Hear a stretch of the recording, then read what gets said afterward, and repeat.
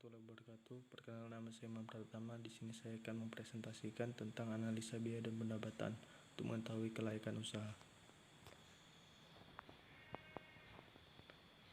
Break-even point atau BIP. Dengan menggunakan analisa BIP ini, usaha akan layak bila BIP lebih kecil dari estimasi peluang pasar yang tersedia.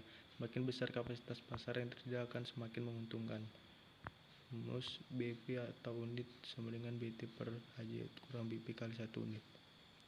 Ini dia rumus BP dengan laba. BP atau unit sama dengan BT tambah laba per HJ kurang BP kali 1 unit, atau BP dan seterusnya. Contoh BP. Suatu usaha produksi memiliki biaya tetap tahunan Rp 20 juta dan biaya variabel per unit produk Rp 1000. Harga jual produk per unit Rp 1.500.000 kurang untuk kepentingan kemajuan perusahaan. Laba dipatok sebesar 20%. Perkiraan pasar menunjukkan bahwa kapasitas pasar yang tersedia semakin besar 10.000 per tahun. Dengan menggunakan analisis BIP, layak atau tidak usaha ini. Dia contoh BIP-nya. Payback periode atau PBV merupakan suatu periode yang diperlukan untuk menutup kembali pengeluaran suatu investasi atau capital outlays dengan menggunakan aliran kas masuk neto atau profit cash yang diperoleh. Layak tidaknya suatu peluang usaha tergantung berapa lama periode pengambilan modal. Semakin cepat kembali berarti usaha tersebut semakin menguntungkan. Dia rumus PBV-nya. Contoh PBV, suatu usaha membutuhkan investasi atau capital outlay sebesar Rp 120 juta. Aliran kas masuk podcast diperkirakan Rp 40 juta per tahun selama 6 tahun, atau sesuai jangka waktu pengambilan kredit yang yaitu selama 6 tahun. Berapa PBV-nya? Usaha tersebut layak atau tidak? PBV sama dengan 120 juta per 40 juta kali 1 tahun sama dengan 3 tahun. Artinya bahwa dari data di atas, usaha tersebut kembali modal pada tahun ketiga sehingga usaha tersebut layak atau PBV lebih besar waktu pembelian kredit. Return on investment atau ROI adalah tingkat pengembalian seluruh harta yang digunakan untuk melaksanakan usaha dalam menghasilkan laba. Tingkat ROI yang tinggi akan semakin baik atau layak.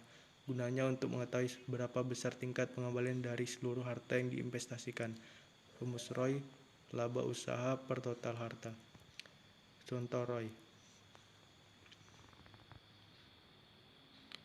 Internal Rate of Return atau IRR adalah tingkat pengembalian modal sendiri yang digunakan untuk usaha.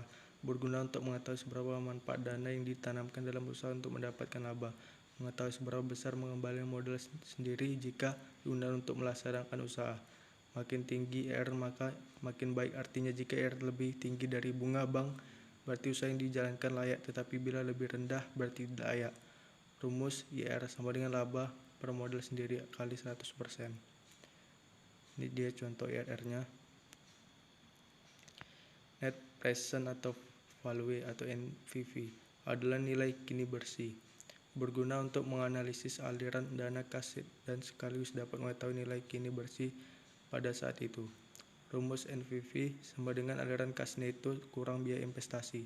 Suatu usaha dinyatakan layak jika NPV positif atau NPV lebih besar 0. Sebaliknya tidak layak jika NPV negatif atau NPV lebih kecil 0. Dia contoh NPV-nya. Cash flow atau aliran kas, sejumlah uang kas yang keluar dan yang masuk sebagai akibat dari aktivitas perusahaan. Dengan kata lain adalah aliran kas yang terdiri dari aliran masuk dalam perusahaan dan aliran kas keluar perusahaan, serta berapa saldonya setiap periode. Yang mendasari dalam mengatur arus kas adalah memahami dengan jelas fungsi dana atau uang yang kita miliki, kita simpan atau investasikan. Fungsi tersebut meliputi likuiditas, yaitu dana yang tersedia untuk tujuan memenuhi kebutuhan sehari-hari dan dapat dicairkan dalam waktu singkat relatif tanpa ada pengurangan investasi awal. Anti-inflasi, dana disimpan guna menghindari risiko pengurusan pada daya beli di masa datang yang dikira dicairkan dengan relatif cepat. Capital growth, dana yang diperuntukkan menambahkan perkembangan kekayaan dengan jangka waktu relatif panjang.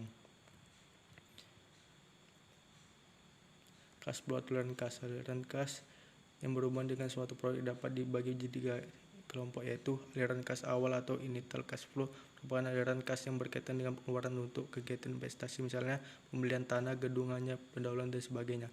Aliran kas awal dapat dikatakan aliran kas keluar atau cash outflow.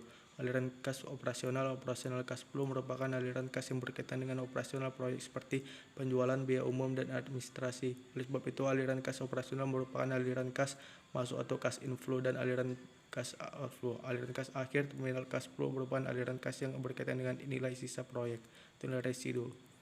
Manfaat: memberikan seluruh rencana penerimaan kas yang berhubungan dengan rencana keuangan perusahaan dan transaksi yang menyebabkan perubahan kas sebagai dasar untuk menaksir kebutuhan dana yang untuk masa yang akan datang, memperkirakan jangka waktu pembelian kredit, membantu manajer untuk mengembalikan keputusan kebijakan finansial untuk kreditur dapat melihat kemampuan perusahaan untuk membayar kredit yang diberikan kepadanya.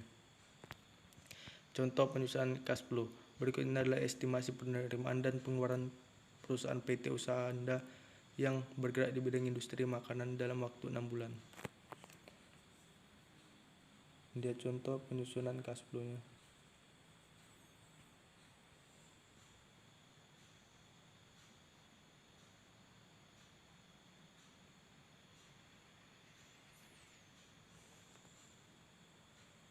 Contoh penyusunan cash flow, asumsi-asumsi saldo kas awal Rp 10 juta, saldo kas minimum yang harus dipertahankan sebesar Rp 10 juta per bulan. Plafon pinjaman yang diberikan oleh bank adalah sebesar Rp 50 juta dengan bunga 2% plat jangka waktu 1 tahun, tetapi pencairannya sesuaikan dengan kondisi arus kas pada perusahaan. Estimasi penerimaan tunai. Asumsi lain. Setelah menyusun estimasi penerimaan dan pengeluaran, dapat terlihat bahwa pengeluaran pada bulan Januari lebih besar dari penerimaannya, sehingga perusahaan mengalami defisit sebesar Rp 2 juta. Untuk menutupi defisit tersebut, perusahaan menggunakan fasilitas pinjaman yang diberikan oleh bank. Besarnya pinjaman disesuaikan dengan kebutuhan. Dalam hal ini, maka untuk menjaga saldo kas minimum yang harus dipelihara perusahaan, maka perusahaan menggunakan pinjaman dana sebesar Rp 2 juta dengan syarat ketentuan di atas. Untuk melihat apakah perusahaan tersebut fleksibel atau tidak, maka dapat dilihat estimasi cash flow di bawah ini.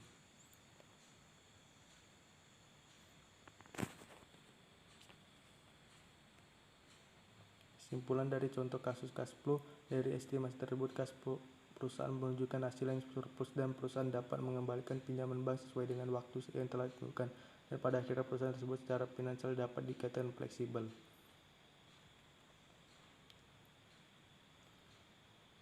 Terima kasih atas presentasi saya. Assalamualaikum warahmatullahi wabarakatuh.